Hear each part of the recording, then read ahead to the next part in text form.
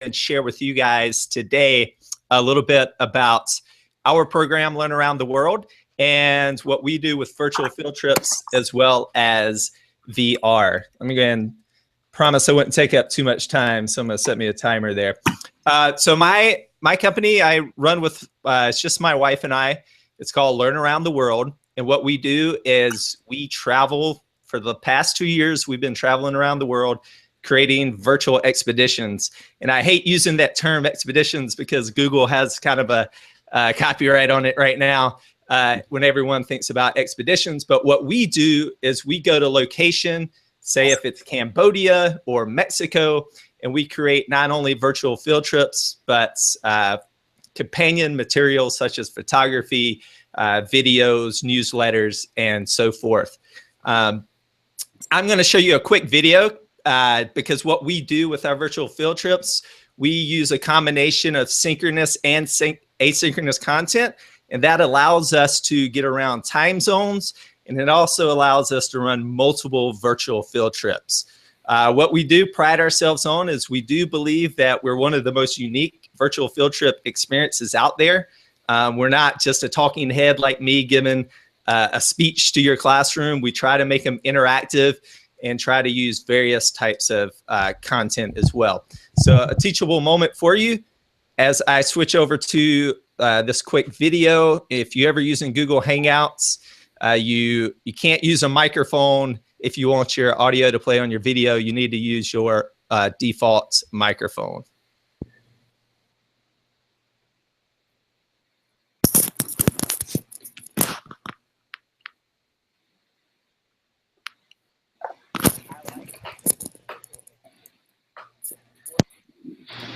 We explore Mexico and Guatemala while creating unique content from student inquiries. Here's how it works. First, students submit their questions. Then we investigate their inquiries out in the field. And last, we report our findings back to classrooms via photography, videos, live broadcasting, social media, tried and true written content, and last but not least, our interactive virtual field trips. And here's just a little taste of what we produced this semester.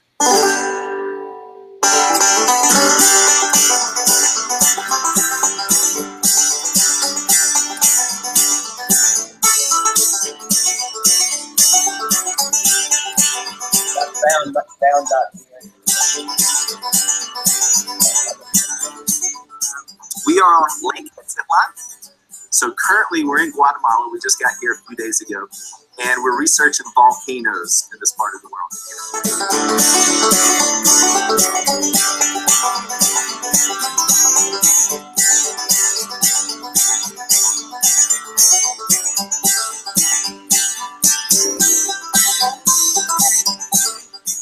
Where are you guys watching from today? Wisconsin. We're from Wisconsin, yep. Okay. Our 4 categories today, so just type in which category you would like to talk about. Very rocky, so loose rock, so be careful where you step.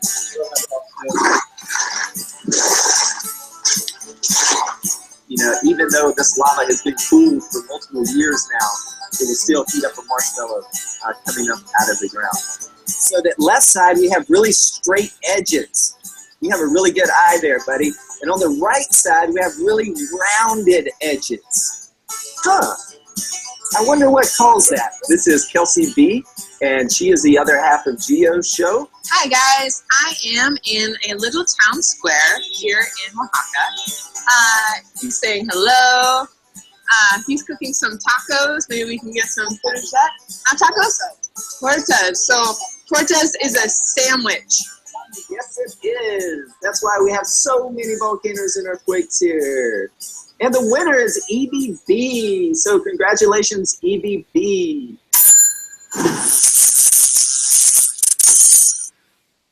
And he integrates slides like Nearpod as well through a thing called Pear Deck, but I'm sure he'll talk about that. All right. Well, did you want to see Pear Deck? If you guys haven't seen Pear Deck before, I do have a little bit of video. Today is powered by Pear Deck, And anytime you see that pair on the screen, if you'll look down at your Pear Deck, you just type in this code at peardeck.com/login.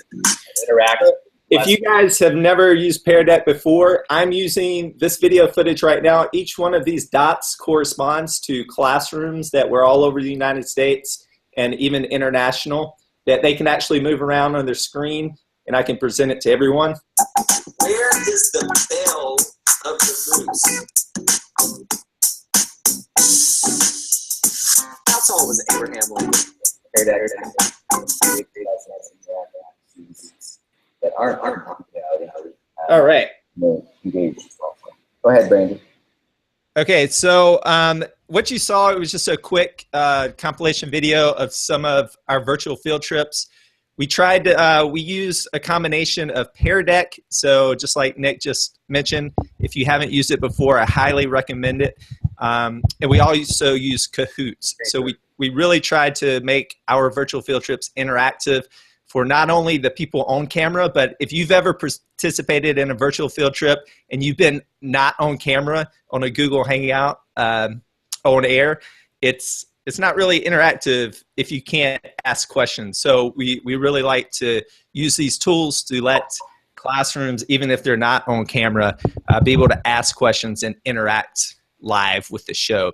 I did want to mention, Nick asked me to talk a little bit about VR, what we have done with it so far and what we plan to do in the future.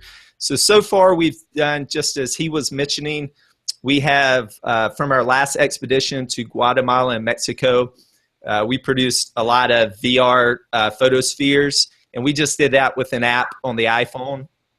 I use a different one. It's called 360 Panorama. It's $2, I believe. It's not that expensive, but it by far creates better spheres than most of the free versions I've tested out.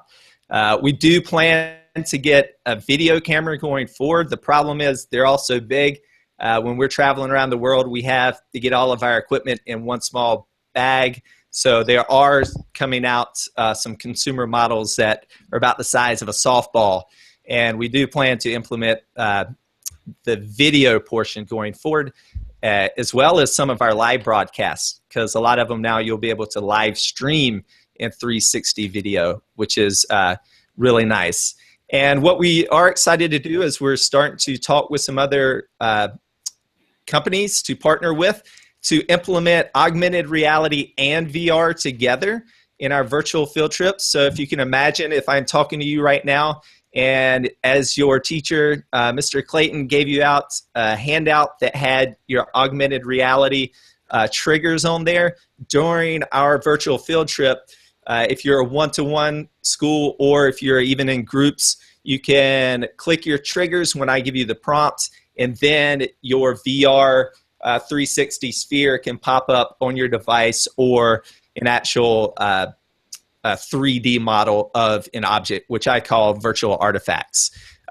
So that's basically what we do.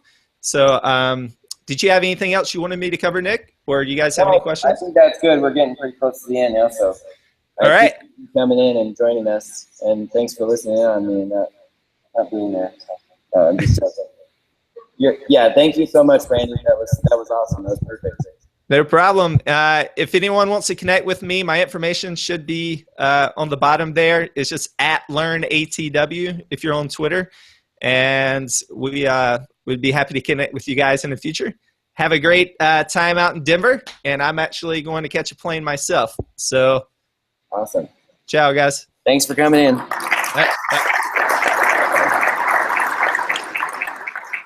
All right. So just one more quick thing. I know there's other stuff I wanted to talk about, but that's okay. Let me stop broadcasting so that